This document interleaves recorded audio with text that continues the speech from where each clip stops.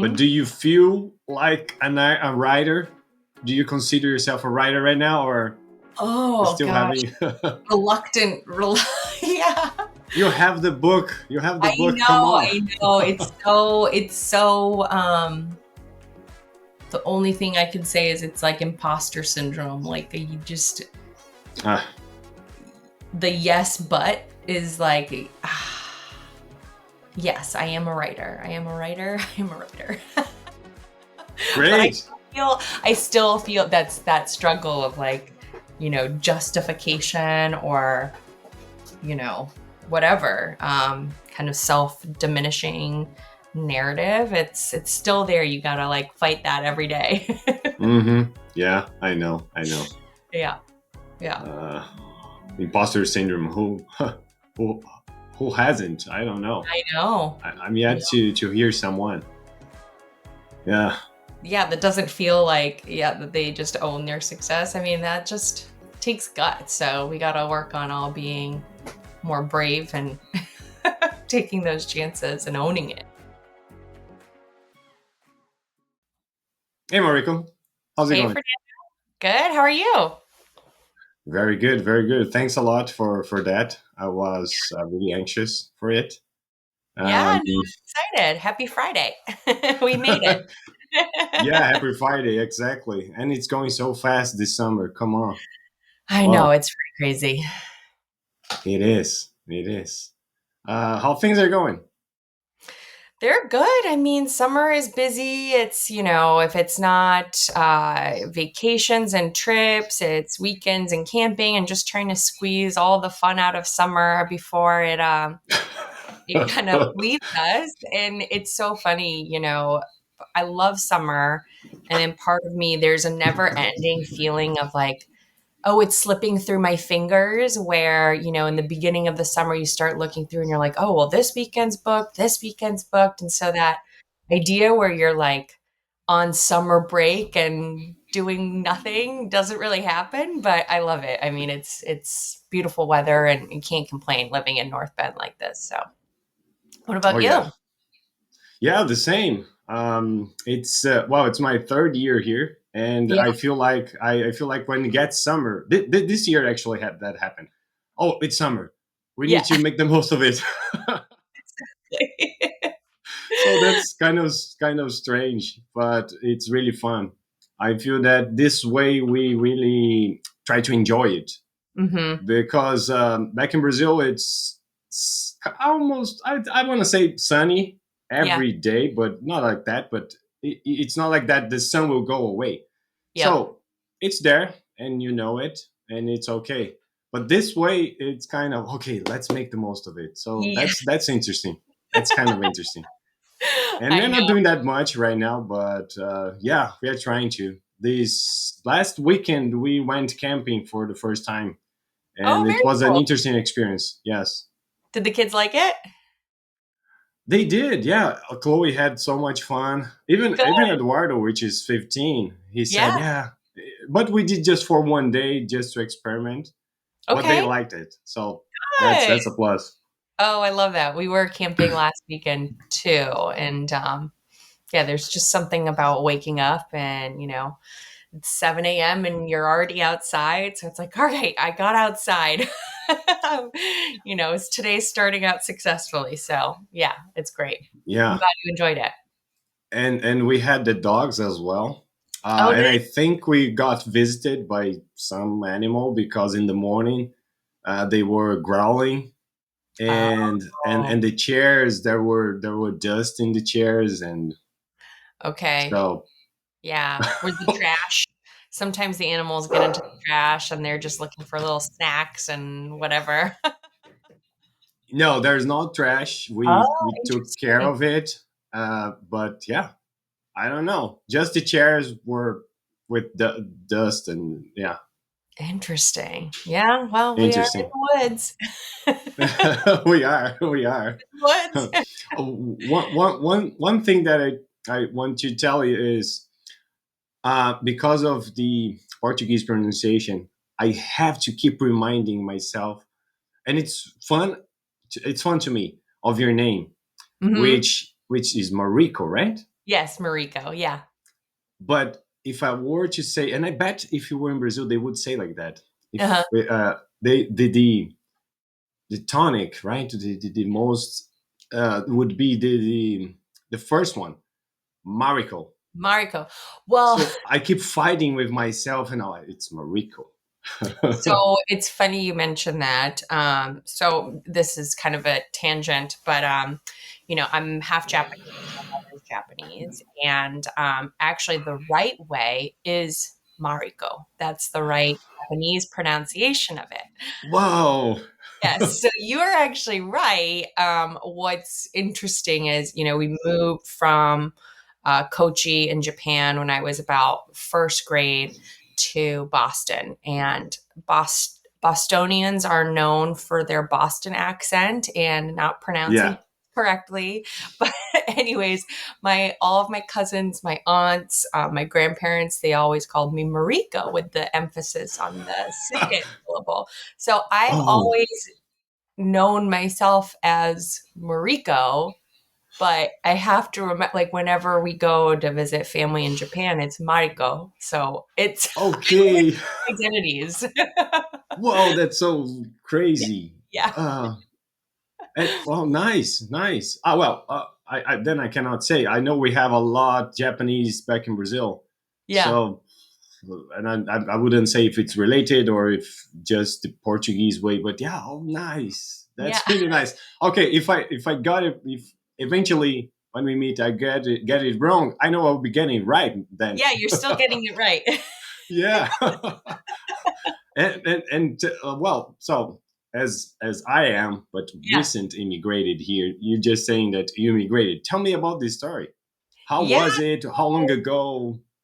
Yeah, I mean, I was born in Japan. My mom's entire side of the family lives in Japan, in the Osaka area, um, and then my dad's entire family pretty much based in the Northeast, Boston.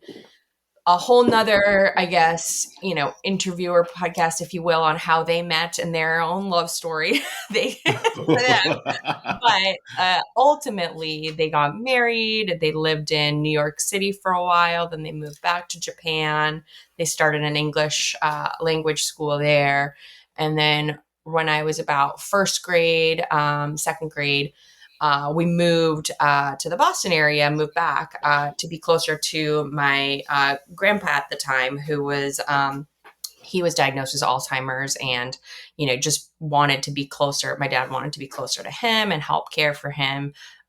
So yeah, so some, like, my earliest childhood memories are in Japan, and then but really the elementary school years, becoming a teenager, a young adult, all of that has been in the Boston area. So I do feel kind of, two worlds or identities, because those are important years and they shape who you are. But yeah, it's been it was great. I mean, I think now, having, maybe, well, I don't know, having lots of different cultural experiences is very, people come from all over the world to either study in the US for college or what have you, work. um, I think in the 90s it was still a little more unique, at least in my town. So I remember my mom, packed me a school lunch one time, and it was onigiri, or rice with seaweed. And now, of course, everyone's had sushi. That you can find that at the grocery store, but at that point, it was still unusual. And I remember people thinking, "Oh, what is that? Is it stinky?" Or it was kind of a stinky lunch. And I remember thinking, "Oh, I just want to be."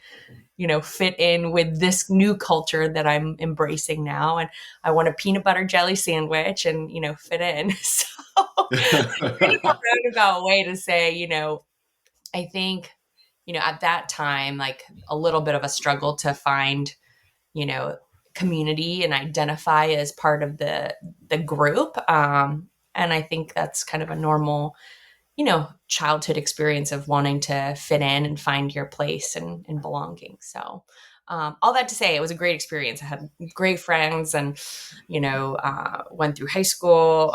Still in touch with some of my high school friends. So great place to grow up. But yeah. Nice. Nice in terms of interesting because even though I was still living in my town, I got bullied a lot. I Until years back, I still got some trauma that I was working Yeah. in therapy. Because Mhm. come on, kids back then, I don't know these days because based on my son, they are not doing this anymore, which was one of our concerns when moving here. Mhm. But it's all right. But I got bullied a lot, so I hope that experience with you was all right. And Yeah, yeah, I think I wasn't bullied. I mean, thank goodness. And that sounds really traumatic. And I think, there's so many ways, but kids are so sensitive. So, I just remember like feeling bad about, sticking out and just kind of wanting to blend in. And so, yeah, anything, it's disruptive to that is hard as a kid. So it will be interesting. We're still, you know, with 4-year olds, there's no filter. So everything is just out there. I don't even think they can they even understand the concept of, bullying or even what they're saying. But yeah, it is funny. There's much more, it's just all out there, more yeah, physical. so authentic and they don't Yeah. like, they don't like, and they Yeah. It's just not personal. yeah. No, it's not. It's not. Yeah. Wow. Um, and after that, how was growing up? What did you still face any difficult situations, struggles growing up because you are? But how young were you? Did you have an accent? No, I didn't have an accent because I grew up with English in kind of in the home, even in Japan. So it was less about like speaking, like that wasn't a challenge, but I was in a lower level reading class, like a special learning reading class, just Yeah. because I wasn't at grade level. Um, I don't know if that was, as much of a struggle per se. I mean, I guess in our own nuclear family, my mom, it was important for me to kind of still have Japanese language skills. So she enrolled me in Japanese school throughout my kind of elementary, middle school, childhood. And it was always on Saturday mornings. So that became a big, you know, struggle. Wow. Because the last thing a kid wants to do is go to more school on a Saturday morning. So, eventually I think she gave up. It was just too hard. But I wouldn't say there were like any big struggles. I would say I think all kids probably struggle, but nothing maybe unique to my struggle that others, probably didn't experience, whether it's you know, kind of finding your hobbies and you're changing friend groups and you have one friend and you do everything together and then before you know it you're in different classes and you're sort of finding your new best Yeah. buddy again. I mean, all those things I think are so universal. But yeah, it was a great place to grow up. I mean, we had a great school system in Massachusetts. They really pride themselves on a incredible public school education. So very fortunate to like go through that system, play sports, do musical theater, kind of do all the things, and then go to college in Colorado. So finally ended up out here about 11 years ago. My husband and I moved. We had met in college in Colorado and Okay. did a short stint in New York City, but then ultimately moved out here. And this is definitely home. So love being out here. Oh yeah. Are you still related somehow to Japan? Yeah. Yeah. Wait, No. sorry. What was your question? Are you still related somehow to Japan? I think you go Yeah. back there. Yeah. So my cousins live there. Are you speaking Japanese now? Sukoshi shaberimasu, which is just a little bit. It's terrible. Like my accents, everything's okay, but my vocabulary is where I struggle because it's was essentially cut off at, elementary school. So I can't have very complex conversations, but I can get by. And actually my parents, they, were living in the Boston area. And then two summers ago, they decided to move to Japan. So they actually live in Hokkaido, which is on the North Island of Japan. They, kind of they're renting their home in Winchester, right outside of Boston area, and then just kind of seeing what living in Japan kind of feels like for them. So it's a little new adventure. My dad's retired. He's excited to just try something new. He's trying to get back into the language and learn and study. And then for my mom, she's much closer to her family, and my grandparents are still alive, so she can kind of be with them a little bit more. And for us, we could either fly 6.5 hours or to Boston, or we fly 9 hours to Tokyo from Seattle. So it's actually not that far, Yeah. in terms of a difference. And the last time we were there was not this past February, but the one before. So almost 2 years ago. Yeah. So, and we're trying to make plans to maybe go this winter as well. So yeah, it's nice to have family in such a cool and very different place than the US. Yeah. Yeah. I went back to Brazil, I think 2 years ago, Okay. and I'm just waiting for things to calm down and go Yeah. visit back there. Because my mom, I brought her here like twice already, but she says, I don't know. She's too afraid. She did the trip twice, Hmm. but she's afraid. I don't know. Just of She was flying. always afraid. What? Of flying or just of the travel day? Yeah, Yeah. yeah. It's a long trip. It is. It is. And you can you imagine the first time when she was going back? No. Yeah, going back. The flight. Uh, there was a problem with the flight, the Oh my gosh. connection, and she had to sleep over Oh and no. just go in the next day without speaking any English. So she freaked out. Yeah, that's overwhelming. I can't imagine. Yeah, that's a lot for So someone older to do that if, journey. even after that, she did the trip again, but now she says, "Yeah, I don't know." Yeah. Yeah. So It's uncomfortable too. It's a long time in a tiny little chair, you have all your stuff. yeah. Not a pleasant experience. So I don't blame her. We also are in a similar situation where now flying for a big trip with two little kids, it's like, oh my goodness, Oh yeah. I don't enjoy any part of the process. It's like as soon as it's over, you can kind of take a deep breath, but the whole time you're tense, you're, anxious, and it's A awful. lot of courage. Yeah. Yeah, exactly. You were saying that your grandparents are still alive. Yeah, What's it with Japan? Because old people live for 200 years. I know. Is it the water? Is it the fish? I it's pretty crazy to have both of my parent grandparents still alive. My grandfather is turning 94.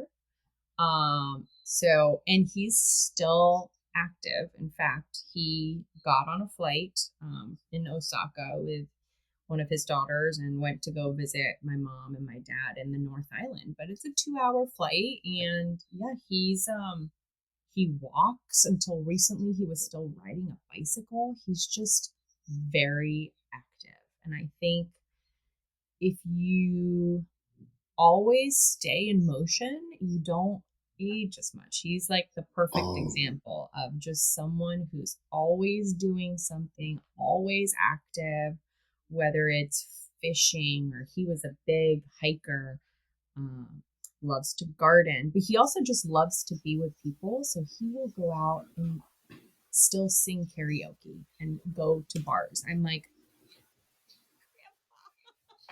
but I think Wow. that keeps you young. I think you just never get old if you always, live as a younger I don't know. He never changed his habits. He just always stayed young. Now I get why you live in a small farm. You want to Yeah. always be active, right? Yes, exactly. Oh my gosh. Sometimes I kick myself. I'm like, we are doing too much. We need to have like 2 seconds to sit down. But yeah, we have lots going on in the farm. How that idea came up? I don't really know. I think Rich and I have always loved animals. So even when we were in, early in our relationship, we talked about, okay, we want to get cats, we want to get dogs, we want to get pets. And that just sort of that, imagination or ideation just evolved. And I think we've always enjoyed being outside. So it's like, oh, it would be fun to have a farm or have more land. I think it just started with more land to do, XYZ. We had, uh, before moving to North Bend, we lived in Seattle and we still had, a smaller garden, but then slowly the garden expands and you get to the point where like, we need a little bit more land. And, yeah, we found this property, loved it, and now it's like you have an appreciation for how much work more land is. I mean, between mowing the lawn and weeding, and it's so much fun. I think for me, it's so therapeutic just being out in the garden, doing whatever. But it's just fun. I've always had, I don't know, maybe it's my grandfather's influence too. They both, on both sides, they always had a garden, no matter what, how big, the land was. I love it. I love being able to plant a seed and then see little sprouts and then have vegetable, a zucchini. It's amazing. It's really amazing. So I love it. We still have a lot more projects to do, but yeah, we've just slowly tried to do a little bit more and try new things. We do more than just the garden, but we have the fruit trees that are now, this year is the second year. We had a lot of plums, some raspberries, some strawberries, and then we've also have the chickens for eggs. And so it's like keeps growing and growing, but you're always learning something new in that process. And I think that's so cool. So the process motivates you.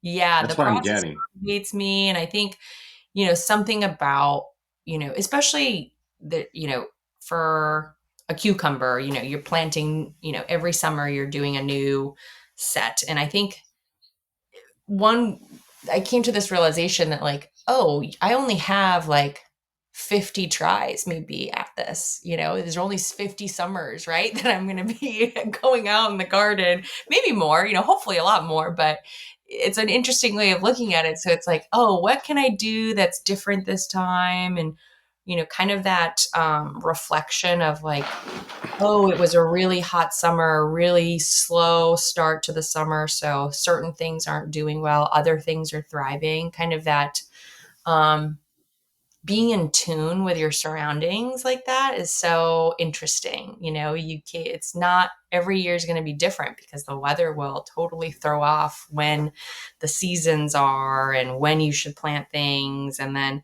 another part that I really love is like raspberries. You plant them once and then they just kind of go on their own crazy and you don't really have to do a whole lot. It's like very low maintenance. So I love stuff like that too. It's like you put the initial hard work in and then, the fruits keep bearing fruit. Right. Yeah. You're saying that it makes you more aware, more present in the Hmm. moment. Yeah. Maybe that's why people that like gardening like it so much. Yeah. You say, and you mentioned therapy as well. It's kind of a therapy. Yeah. It is very like just focusing on, you know, whether it's picking the fruit, or like why something isn't growing the way you thought it would, and thinking about, okay, well, are there a lot of, there's so many factors. So it's a really fun project. I love it. Did you notice any, I don't know, changes in you and you and Rich, moving from Seattle to where you are today? Maybe less stress. I don't know. Yeah. In some ways, I would say not more stress, but there's more work that needs to be done. We joke like we do this for fun, but the reality is sometimes it's okay. Well, every night we go do our chores, it's like feed the goats, feed the chickens, clean the coop. And it's some of it's not very glamorous. The glamorous part is picking, grabbing the eggs and having eggs that you share with your friends.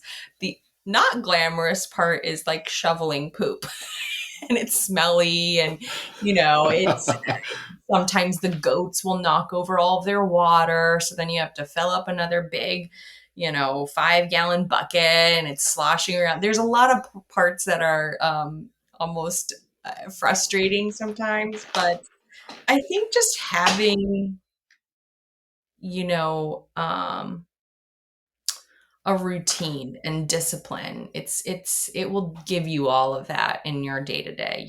That's no matter what, animals need water. Like you can't, and I think this is similar to like having kids too. Like you can't just decide you're not gonna feed them one day because you don't feel like it. Like no, they depend on you. You have to put in the work, and it's that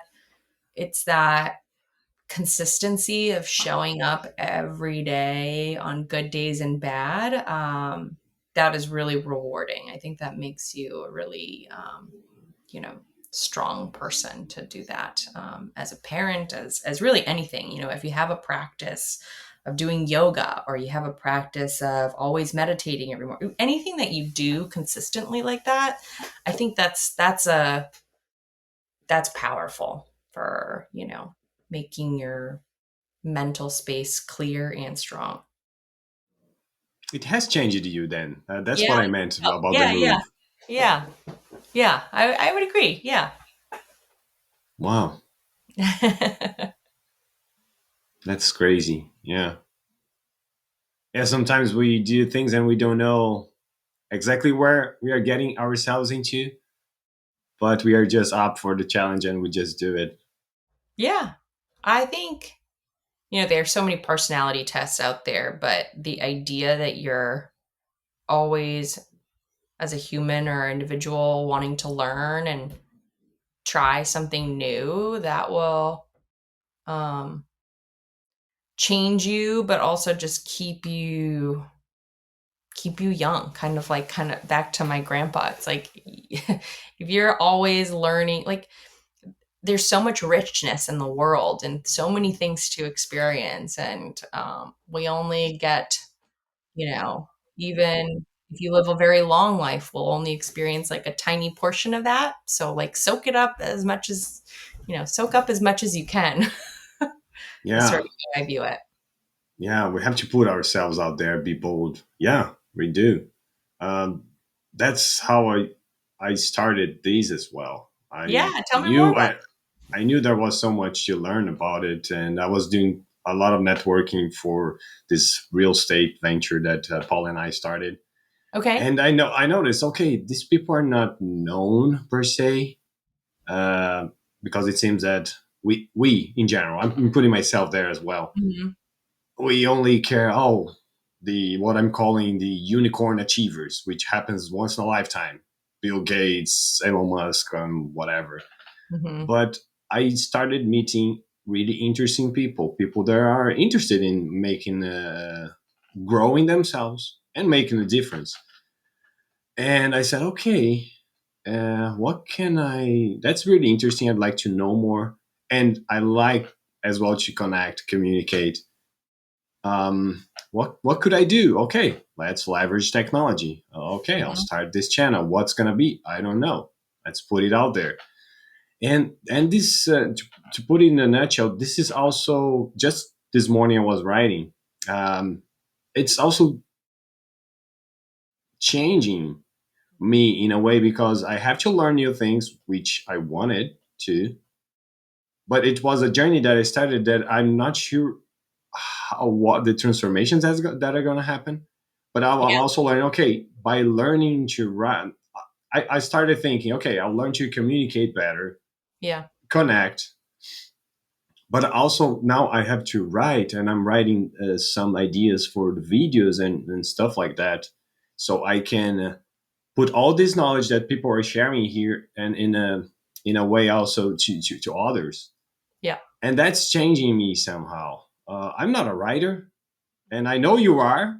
I know Paula is, and that's interesting. That's really interesting. You know, it's funny they say that you said I'm not a writer because if someone were to ask me, I would say the same thing. I would say, "Oh, I'm not a writer." But the reality is like we all do these things and I think we're so to your point hyper focused as a society on, the unicorns that if you're not that, then you're not, you're not an entrepreneur. You're not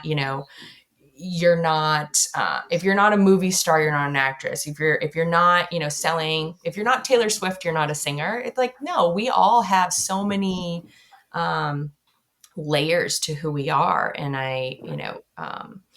we are all those things. Like if you're writing, you're a writer. And I have to train Yeah, myself to say like, okay, I am a writer, like, and not try to diminish the achievements or what I'm trying to do because it's not, maybe I'm not J.K. Rowling, but that's okay.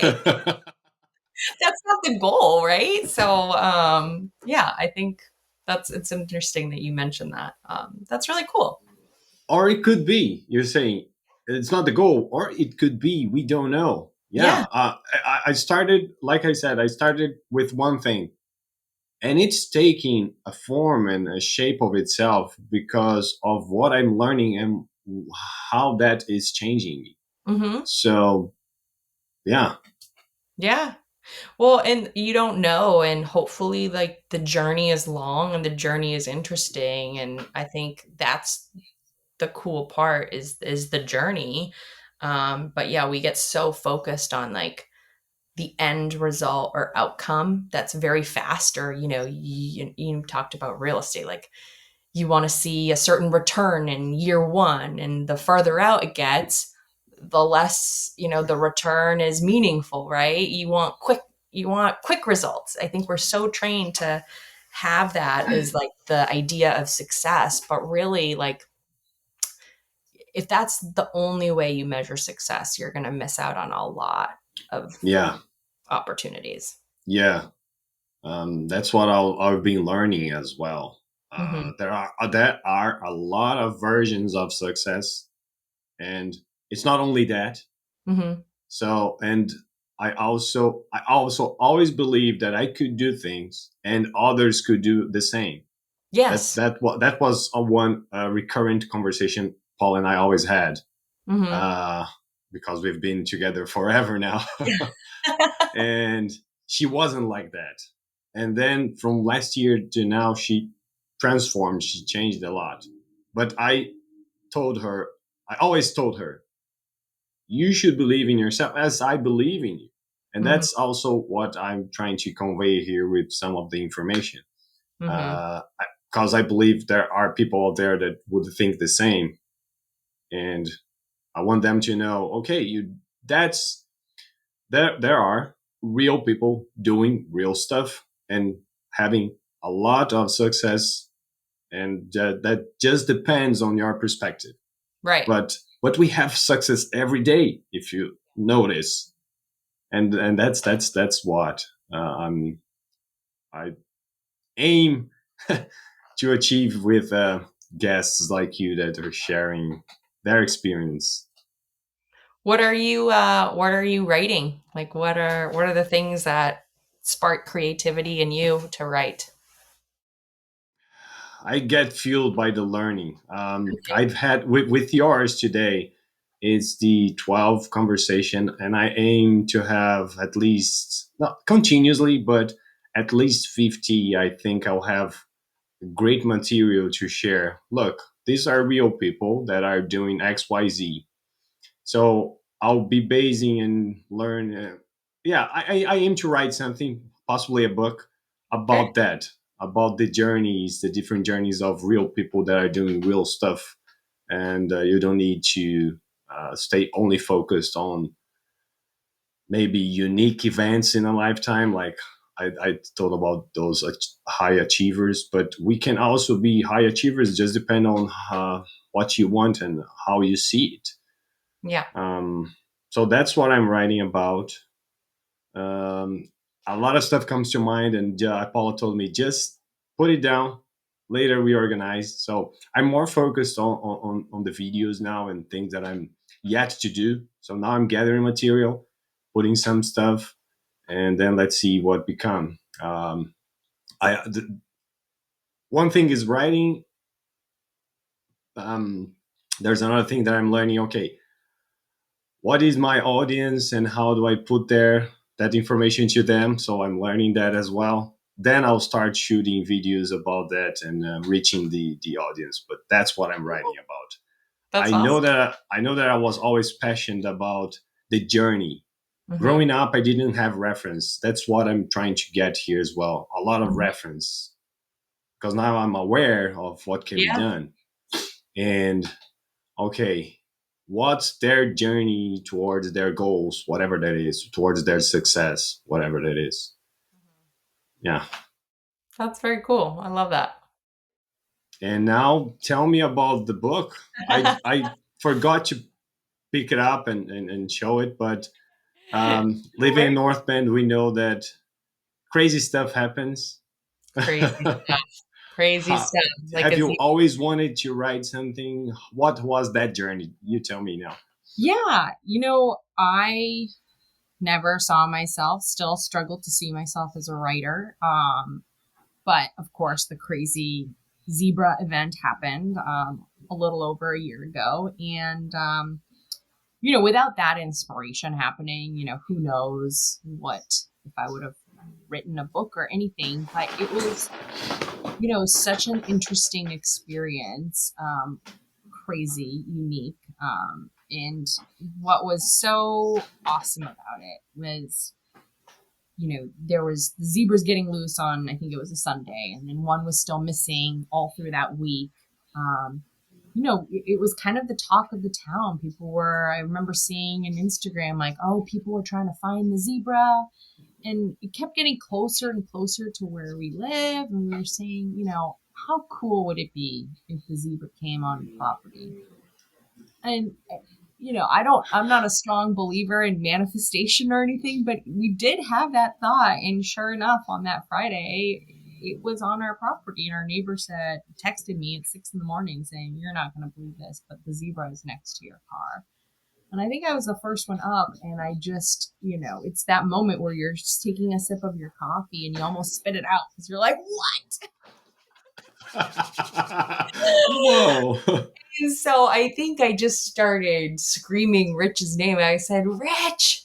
And he knew, like, there was something in how I said his name, but he knew. He jumped out of bed. He's like, Is it the zebra? And he came running outside. And of course, Zoe woke up, and we were watching it through the window. And yeah, seeing something from your children's eyes is really special. Like there's something that happens when you see, a spark in their eyes or they're asking questions. And so it was really, I mean, one, it was a very cool experience, but two, being able to share that with Zoe and having her talk about it, having her go to school and tell her friends about it. It was, we felt so proud that and lucky that the zebra visited us. So um, at that time I was pregnant with Blake, and, I had a friend visit that summer, and he actually a really good friend of mine from high school. So we kind of talked about how I'm still very close with some of those friends, but he said, you know, this is too amazing of a story not to capture and make a memento out of it. You should write a book. Like, also, your daughter's name is Zoe. Like the alliteration is even there. Like it had to be a zebra, and of course. So as soon as he said that and just that spark, and maybe having someone say like, you can do this, and putting that idea out there, it was I just figured, okay, well, what's there to lose? I'll just start writing it. Like, who knows what will happen? We'll just start, and then I think being home with a new baby, it's not that you have a lot of free time. You're busy doing this and that and laundry and taking care of a newborn. However, there's so much time to like reflect. If you're nursing or you're changing the diaper or doing a load of laundry, you're just a lot of alone time. And sometimes that can be really lonely. I remember even for Zoe, like being at home and feeling a little isolated from the world, just staying home all day. And this time around, it was actually really nice to use that as a space for creativity. And I just started writing. And at each step, it was like, okay, well, I wrote the first draft. Now what? And it's like, well, maybe I should have someone look at it and give me feedback. And so it starts with, Rich and my dad and, kind of friends and family. And then kind of when they were excited about it, it's like, okay, well, I need to find another editor to like, who's an expert in this. And you sort of just take it step by step. I don't think, maybe after I'd written my first draft, my goal was, I want to see this in print. I want this to be something that I can read to Zoe someday. Um, and you just kind of, with that as the goal, take everything step by step. And before, I think I made a lot of choices around, do I self-publish, which I did, versus try to get an agent. I learned a lot of, you know, things along the way that helped me make that decision, and help me understand what my goal was. And really my goal, the more, I kept going down that path, I just knew I wanted to have a book. I wanted to have it within the 1 year anniversary, and I wanted to have control. I didn't want to um, kind of dilute my say of how the ending should be or how certain characters should be. Like, I had a vision of what I wanted it to be in the end. And so I just kept, going down that pathway. And yeah, there's lots of choices that you can make within that writing process, but your goal becomes more and more clear. And it's been a really fun process. I think the creative part was really, really fun. Just writing it, working with editors, kind of, it's almost like a sandbox that you create for yourself, right? And you have new playmates that pop in and out of your sandbox. They're saying that's the editor or it's the illustrator who I found and work with, who I love, Sally Darby, and she lives in the UK. And even just we there was one session where we had a giving feedback on her sketches, and it's like the car was on the left side of the road because she's in the UK, and that is her experience of where a car would be. And so having conversations like that, and sharing experiences, it was just really unique and fun. So I loved the whole process. I loved being able to work with other people who are experts in their craft, whether it's editing, designing, illustrating, and then, but still kind of at the end of the day, being able to own the work and make the decisions. It was such a fun process. I need to, not need, but I've been starting to think about maybe another book, and there are a couple ideas that I have in terms of a sequel or even a prequel. So it'll be interesting. Yeah, we'll see where this road leads. But it's been a fun journey so far. Yeah, let it loose. Don't Yeah. hold it.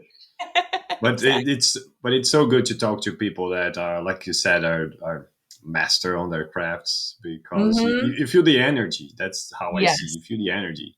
How did you feel on the first draft? So you were not expecting, you didn't have that idea for years. Oh, I want to be a writer. But Right. Right. eventually an idea came up. Yep. How did you feel on the first draft? I thought, maybe I'm biased, but I was like, hey, I think there's something here, because I'm sure you've had this feeling too, where you read a lot of children's books, and some are not my favorite. Yeah, yeah, and they are And there, right? And well, yeah, I don't like that much, and it's here. right, exactly. So as soon as the first draft came together, I was pretty excited. I was excited to get feedback. I knew it wasn't the final, and I knew it was going to be lots of tweaks. And it's interesting.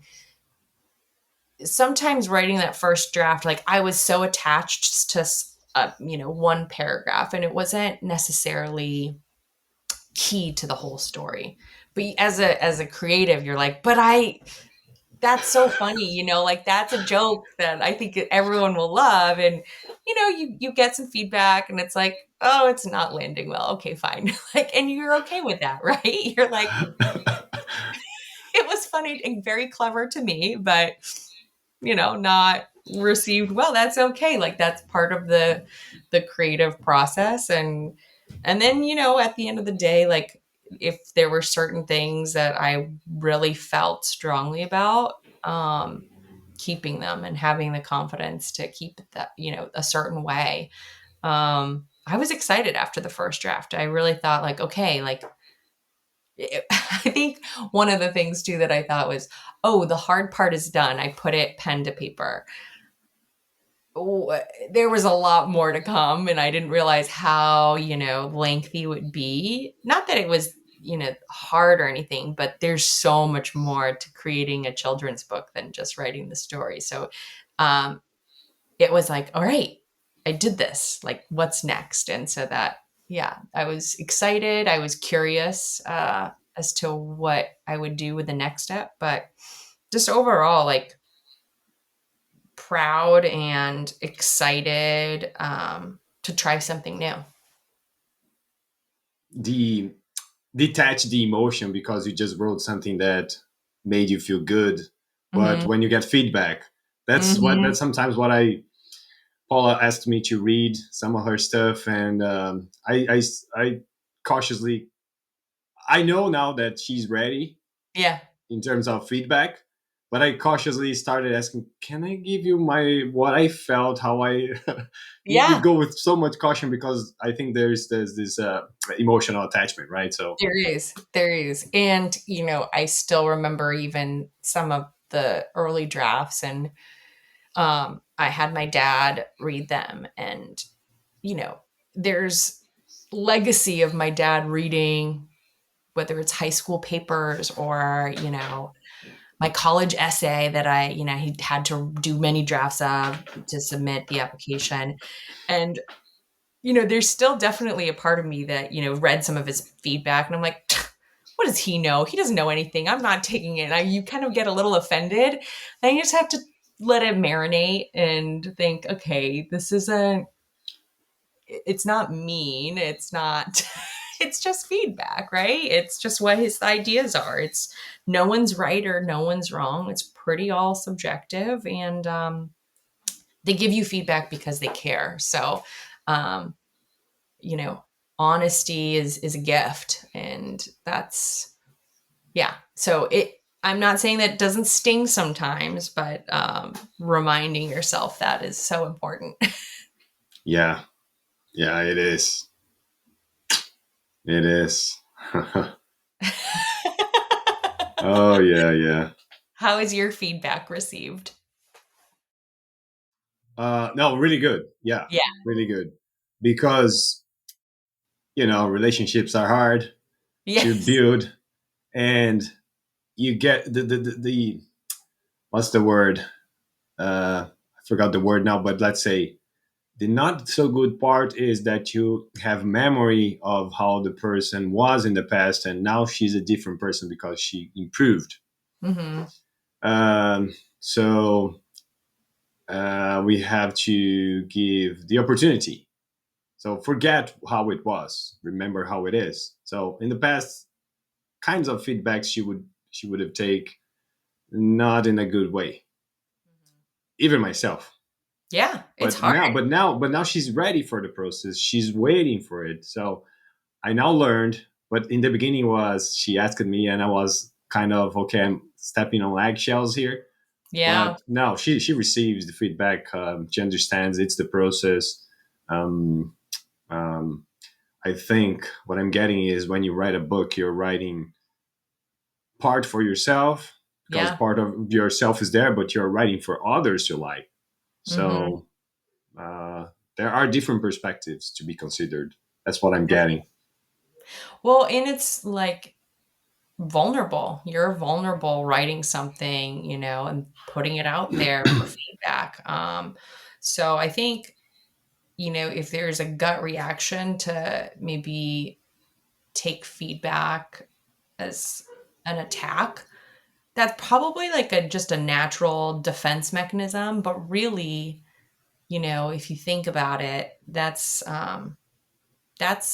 care. Someone like willing to share their honest, authentic view of your work. And yeah, it's definitely something to work through. It's not easy, but it's kind of a beautiful thing because yeah, you're relying on someone's you're either trusting someone to be honest with you and to improve something that you care about. So it's definitely a sign of care, a sign of love, to give and receive feedback, I think. Yeah, you mentioned a good point.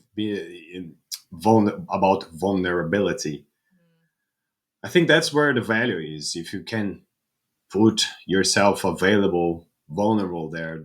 Yeah. As readers, I think that's what we like to notice. Okay, this person poured themselves into it. Yeah. Yeah, Yeah. And that, I think, being vulnerable, it's such an important thing to show too, as to your kids, of like, hey, it's not just, you know, all easy. It's not just like a smooth road. Like there's it's emotional, and just kind of knowing that that's all kind of the beauty of it. And that's just as valuable, is so important to kind of be okay with being vulnerable, and just sharing your authentic self with the world. That's like, yeah, yeah. that's the goal. That's the goal. Yeah. So when do we see the next draft?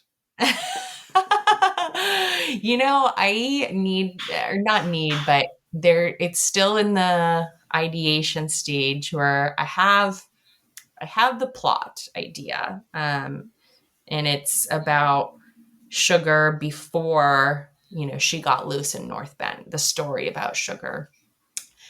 And I think I have a few, maybe verses or paragraphs in my notes in my iPhone.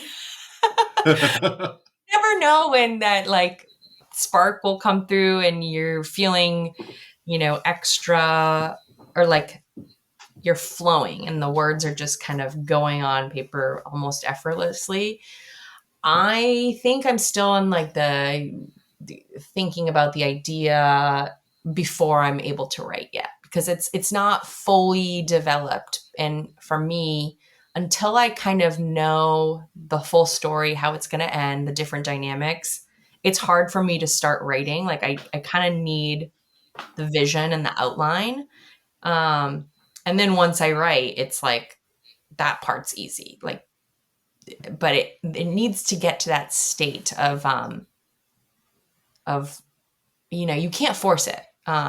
If you don't, and I'm not a writer where I just can just write about anything. I need to kind of have my point of view kind of ironed out in my head before I just start writing. I'm not a great stream of consciousness writer, so I'm still working on it. But yeah, hopefully, I can start.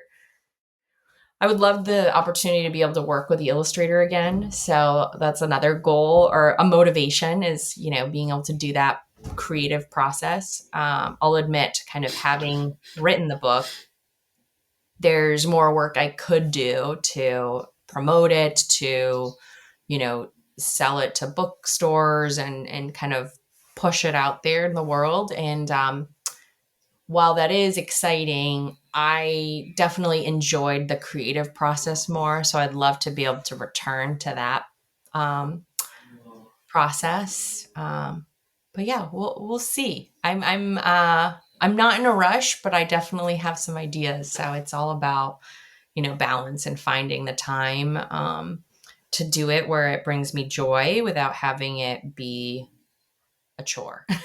Yeah, definitely, definitely. I Yeah. think otherwise you'll be blocked.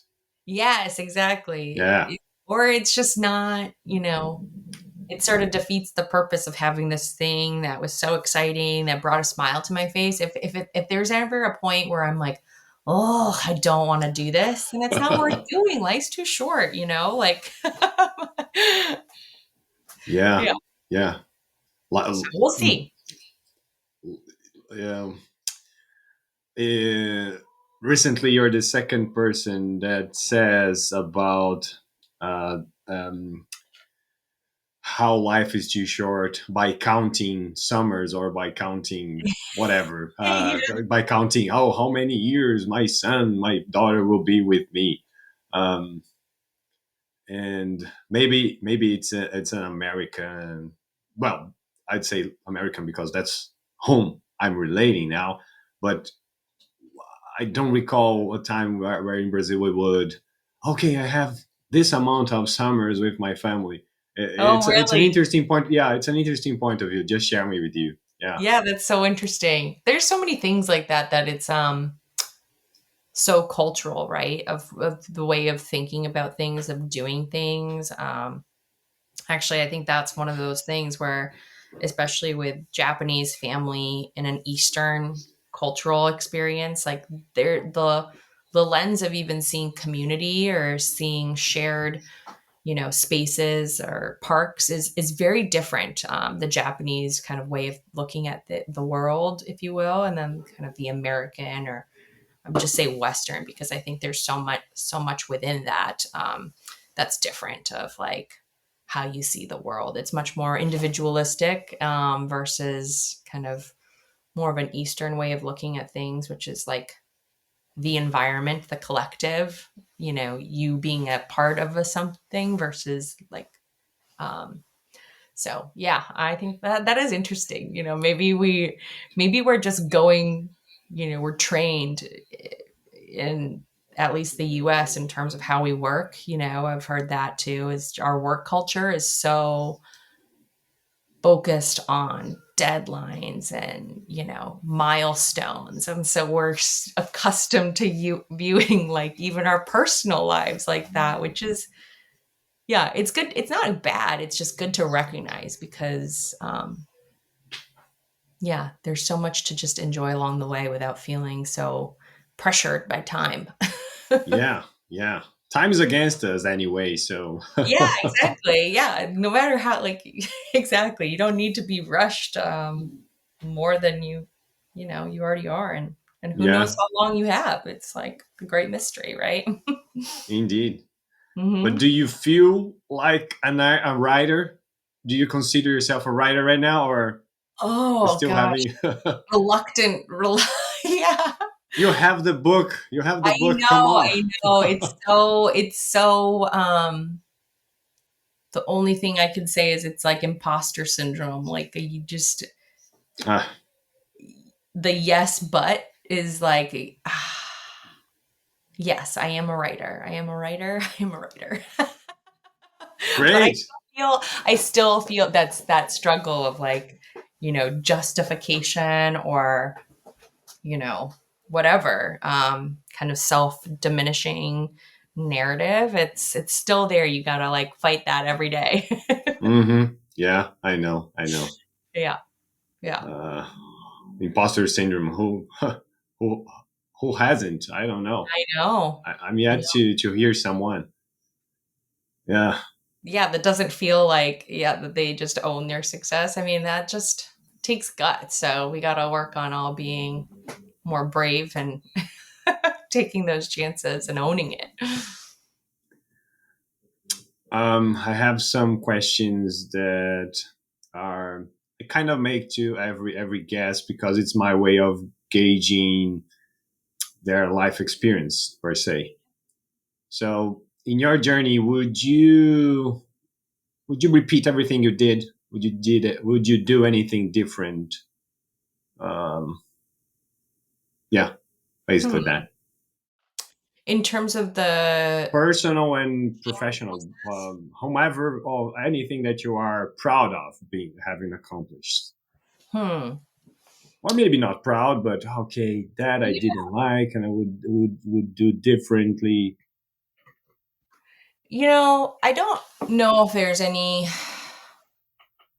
specific thing that I would have done differently. I mean, I think just in general, and this goes sort of through like, you know, all the way from adolescence through, even in my working relationships today with colleagues or, even just being a mom and having to, say no to your kids sometime and asking them to, clean up their toys or whatever is just trying to have a little bit more grace and like slow down. That's probably the only thing that if I were to tell my younger self or, situations, if there have been conflicts, like it's okay. It's okay. Like take a deep breath. It's okay. Like, I, you know, there's such a pressure to get something done right, get something done fast. And while that is important, I think how you do it is so important, maybe just as important. Um, so reminding, and I think I have more of a sense of like how important that is, like, for instance, in high school, you're so focused on getting the grades because then you need to, go to a good college and it's always this outcome. And I wish, in hindsight, I were able to have just taken classes that gave me just joy because it was interesting and I was curious about the world. Like it didn't have to all be part of an output. Um, I think, yeah, like there are going to be some classes that you have to take, just to get by in the world, right? However, like why, I think I maybe self um limited some of the more creative things I could have done or creative classes I could have taken because they didn't necessarily, fit the puzzle of, the the college major or like the professional career path I wanted to be on. Um, and I wish I would have known that as a younger person. Not to say that it's too late. I think that's where you can still learn new things at any point in your life. But yeah, that not everything needs to further your career, right? I mean, I'm still I never thought I would be a banker. I sort of that's a whole different story of how I accidentally became a banker, but not everything needs to like fit in this perfect, pathway. The winding roads are just as interesting and just as enriching, and you just don't know what you don't know. So might as well like stay curious and stay open to other opportunities and possibilities. Yeah, I think in a way we are all kind of trained, either I don't know by the environment or whatever, to think like what you just described. Yeah, Yeah. And there's a time and a place for it, but like not everything needs to be, you know, determined by goal setting. Like setting goals is important. Don't get me wrong. Like, you know, however, you could just do something because it brings you joy. I think finding that joy, maybe we've lost touch with that being a goal. And joy is like, it's not like, it's something that just naturally lights you up is sort of how I would describe it. And that is so important. We need to find more of that in the world and in our day to day, because my goodness, there's a lot of heavy stuff out there. Yeah. Yeah. There's all this that you just said. I want to write right now because I'm having like part of this transformation, like listening different perspectives and different people. So you're talking about our realities, and we must listen. We must learn to listen to ourselves because that's our reality, and we don't. We Yeah. allow outside things to influence because, oh, I heard that's what I should do. Mm-hmm. And what you were saying, and that resonates a lot with what I've been hearing. People do better and are more happy when they learn to listen about their reality and they construct things on that. Wow, Yeah. that's really, wow, You mind know, it's blowing. well, it's interesting. I think the more you observe your kids too, you witness like they're guided entirely by intuition and just, what makes them happy, what they want to do. And we lose so much of that the older we get. But if you were to just put yourself in like, you as a 4-year-old, like, what do you want to do? Like just let intuition guide you, and that will bring you joy. Like I know it. And you see it in your kids, right? Like they might just be playing in the dirt because they like the squishy feeling of mud in their hands. Like there's no purpose to it. It's just kind of cool and unique. So, yeah, I think that's kind of being more in touch with that part is, so important. Yeah, it is. Part of it is commitment as we grow. Oh, we have these commitments and we have to Yeah. fulfill them. But part is also, um, I think, being careful in the world. And I'm saying that because, as you said, that we are trying to teach our 15-year-old of considering the scenario and take care of this because of that. And Yep. maybe that's when we take this innocence or things away. But in a way, it's how we know to teach them for them to protect themselves. So, Right. Right. It's so so important. It's so hard. It's so hard. Yeah. And like consequences are real and you don't want to, yeah, yeah, you need to, you know, teach them to be good adults. Like that's what we're all doing is we're trying to raise good adults in the world that, treat others with you know, are considerate of others. And those are hard, those are hard lessons to teach. yeah, Yeah. How is it having, a teenager and then like, I don't even know what we call Zoe and Chloe, like not toddlers, but little kids, little rebellions. yeah, yeah, Those are and different like lessons that you're teaching them, but kind of all on the same path, right? They're just very different. Um, parenthood. yeah. Do they compare like the lessons they're learning with each other, or is it sort of like big enough of an age gap where there's not as much comparison or jealousy? Like, of course, your son gets to stay up later, right? He's 13. Like, does that sink into Chloe at all, or how does she think about those things? It happens. It Yeah. happens. But what I can tell you is the age gap doesn't really help as we expected. Sometimes it's like we have two 4-year-olds. So, and yesterday Paula was mentioning that to Paige, Hmm. um, and Paige, because she has I think 4 or 5 kids, Yeah. she just lost all her hope in one time. In a second, Paula told me that she just lost all her hope of, wow, that doesn't get better. Oh yeah, just different challenges, right? It's Yeah, like, but gosh, it is fun. It is very rewarding, and they inspire us, I think. So that's yeah, been another thing too, is being this writing the book, having the opportunity to get inspired, by my daughter, for my daughter. It's really fun.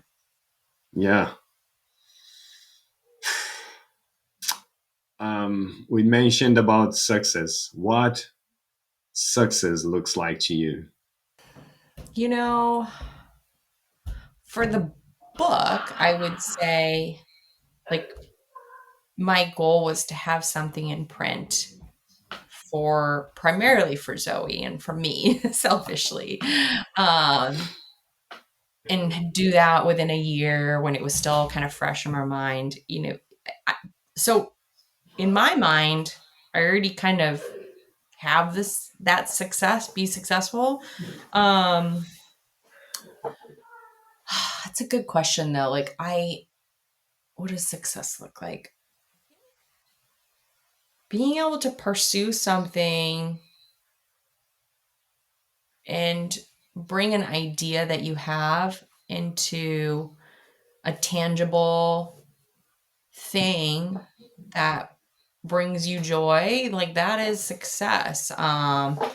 In kind of the most vague terms, I guess. Now, of course, if I sold 1 million copies, I'd be very excited, but that's that. And that would be considered, commercially successful. But I think that's different than like what success is for me, or maybe put another way. Um, I think there's so much focus on like, you achieve a unicorn result, that's success, and everything else is failure. There's so much more success out there than just that. I just, maybe to flip the script a little bit too, like, what is failure? Failure is not doing something, doing it wrong and learning from it. That's like awesome. That's a lesson, right? I think failure would be not trying something to begin with. So I don't know if that answered your question, but It um, does. It yeah, does. Yeah, yeah, but don't you think? Just don't you think that you had a lot of not no? I don't want to size, but from the idea, yeah, oh, just because of the book, you could make a parallel with anything else in your life, but just the idea, and then the zebra itself, and then the draft. All of this I see as successes that you yeah, had. yeah, yeah. No, I am very proud and happy with it because, yeah, like you can have so many ideas, kind of competing with each other in your brain, right? Oh, I want to do this. I want to do that. There's so much competition for your time and your energy. So to be able to focus on something and, do it is awesome. Like that is, no, I feel very fulfilled, through that process. So, and yeah, I think it's applicable in so many different areas, of like your life. Like there's so many things, like either from, I mean, in like the most boring sense, right? Like just having, you know, working, earning money to like support your family. Like that's success. Like you're doing the things Yeah, and spending time with your family in the way that you want to. Like, you don't, it's not about how much at the end of the day. Is like, is that giving you the joy and the life that you want to lead? So, yeah. yeah. I don't want to put words in your mouth, but seems that what you've been saying here is that success to you is when you were able to put your heart into something and execute that. Yeah, yeah, and in a way that is aligned with your values and that you're proud of. I'll give you maybe an example, and I don't want to, you know, we always teach Zoe, or we're trying to teach her, like, I don't know if you've heard this, don't yuck on someone's yum. Like, you don't, if someone thinks something is tasty, you don't have to say, oh, yuck. Like, that's for them, that's their own thing, right? You don't want to diss anybody or, be critical of someone's taste. But, kind of going back to the books, like, there are some books not my favorite. That's okay. What I did find interesting in the process, and I've actually kind of, recently become aware of this, is the use of AI in writing, for instance, or the use of AI in illustrations. So I don't know if you heard about the zebra in Tennessee that got loose. That Yeah, was 2 months ago. Yeah. yeah, Um, uh, Crazy that this keeps happening. But, anyways, it happened. And I think out of curiosity, I, looked into that zebra's story and to see, books, maybe I could, promote Zoe Zebra out there. And what I found was that there were 5 books about Ed the zebra, which is the zebra in Tennessee. And in my mind, I thought, how did they create a book? And what I thought was a very rushed process was a year. And the illustrations took months and months of illustrators' work. But there were 5 books that were already out there, ready on Amazon, like less than a month after the incident happened. And I just have to imagine that there's a lot of adoption of AI in terms of like writing and illustrations. And I'm not trying to make a statement on, is that right or is it wrong? For me, that didn't feel authentic. That was not what I wanted. So I think doing the things that you want to do in a way that aligns with your personal values and your, what you're willing to, if there's things that you don't want to compromise on, that's important. I think doing it the way that feels right to you. Might not be the fastest, but there's integrity to it, right? And there's that's sort of why I'm so proud of it. Is it wasn't something that happened overnight. Like it took a lot of work. So anyways, not trying to make a statement on whether the ethics of AI or anything like that. But for me, that wasn't the route I wanted to take. yeah, and that's what matters. Um, there are ways and ways of using and leveraging it. So I Yeah. agree. A lot's gonna be lost about feelings and emotions and things that AI cannot grasp, and Mhm. hopefully won't grasp anytime. Yeah.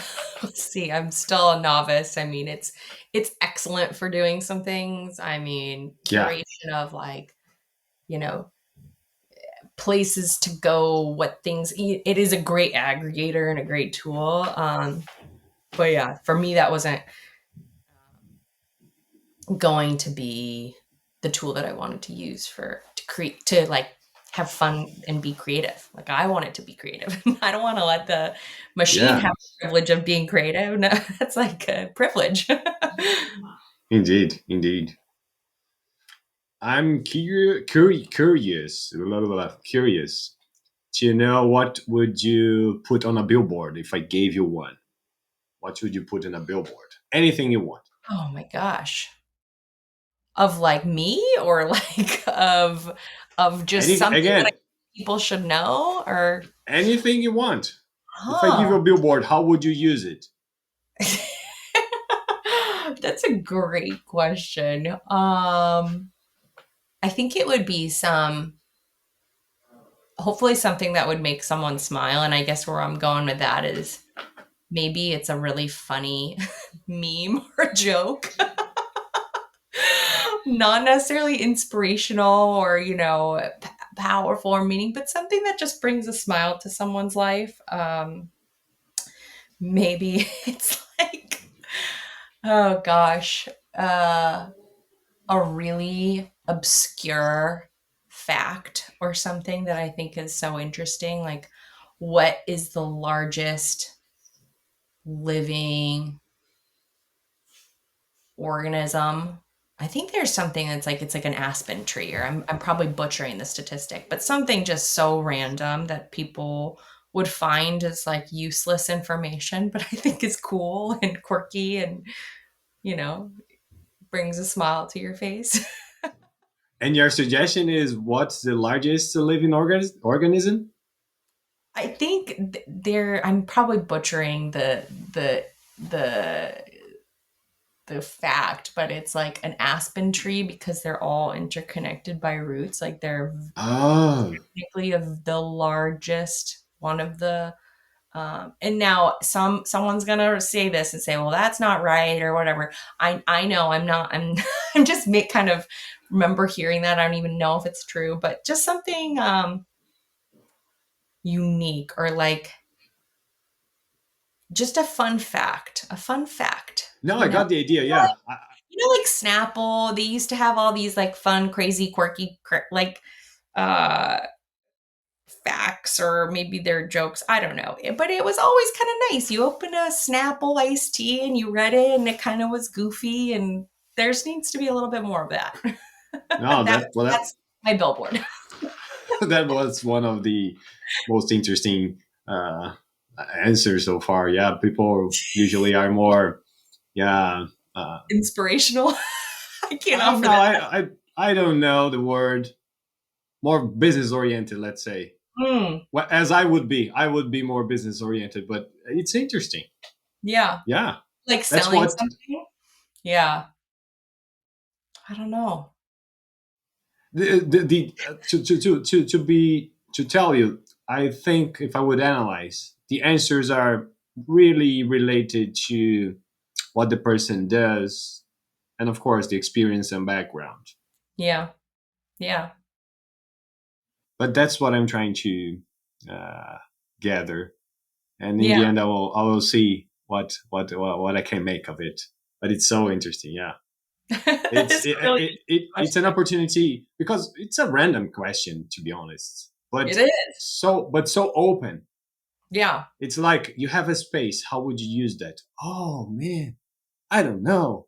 Oh, let me see. So yeah, that's the idea Yeah. of When you asked me jumpstart your brain.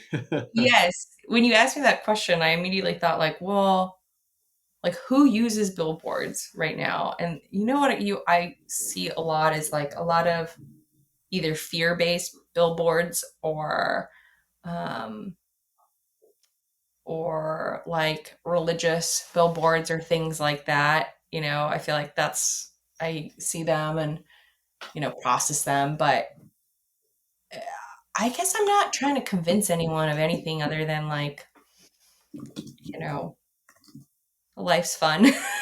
Life's too short. Maybe we take ourselves all a little too seriously sometimes. So yeah, maybe that was probably the direction I was trying to go. No, no, all good, all good. Um, which learning platforms or books that you like to spend time with? Mm. I was on a real kick to try to read more this year, and I was doing great until April or so. Fallen off the bandwagon a little bit, but I think I'm a big I love listening to podcasts. I probably listen to the news on the commute in. I love, up first just to get like a snippet of what's happening in the world. The Daily does like a great job of going deep into one story. One of my favorite podcasts is called Science Versus. And again, it's like nothing that would be useful for me in my day to day as a banker. But it is so fascinating. And the premise is just like, whatever, you know, trending thing is happening. And this woman, through like, they do a lot of research and figure out like, is there really truth to this? Just say like, does intermittent fasting work? They'll go deep into intermittent fasting and kind of go through all the medical journals, and or yeah, I just think it's so interesting. It's fascinating. It gets your brain thinking and working. YouTube, I think YouTube for gardening. The number of times I've said like, how do you grow, you know, really big pumpkins? And there are so many videos on it. It's insane. Or especially around like, homesteading. There's so many channels out there on, raising your own chickens for meat or for eggs and what they do, flower farms. It's like, wow, there's so much knowledge out there. I love it. It's fun. I love learning through stuff. Like that just didn't exist, you know, what, 10, 20 years ago? Like people, I, I remember asking my dad, what a word meant. And he's like, look it up in the dictionary. And you go down, you open the dictionary, you find the word. Like we have so much knowledge at our fingertips now. It's amazing. So I love using all the platforms. And then of course just reading a book. If it's nonfiction, I try to do audiobook just because you can do it in the car. Yeah, yeah. I am more a fan of audiobooks because I'm a Yeah. slow reader, and I don't Yes. know. Yeah. But I have some here that Paula gave me, and I'm reading Oh, because it's nice. helping a lot. Yeah. Yeah. Yeah. I'm gonna tell you. Next month I'll be having another book author. She's launching her book about grief. Oh, So it's really interesting. I'm hoping for that conversation as well. yeah. And I was trying to quickly reflect here. You really taught me a lot. I have to digest all that. I have some realizations here, like the one I shared about our reality. Maybe it's myself, but I don't know. That really resonated and connected. And staying active. That's a lesson about your father. Staying active and go to karaoke's. My dad's active, but my grandpa is really Yeah, yeah, active. yeah, yeah. Your grandpa. Yes, yes, your grandpa. Yes. Sorry for No, that. no, no Yes. worries. Yeah. Yeah. Well, it was amazing, Mariko. Mariko. Both are right. I'm gonna be confused. No worries. No, it was so fun to chat, Fernando. Thank you so much for having me. Of course. Any last messages? No, find joy today. Like that. I really like Yeah. that. Yeah, that's what I'm doing. So Beautiful let's do it. outside. Yeah. Yeah, yeah. Enjoy until we have it. Yes, exactly. Great. Thanks a lot, and take care. I hope to know more about the next book. Huh? Yes, absolutely. Great. Talk to you soon. Thank you. Sounds good. Bye. Bye bye.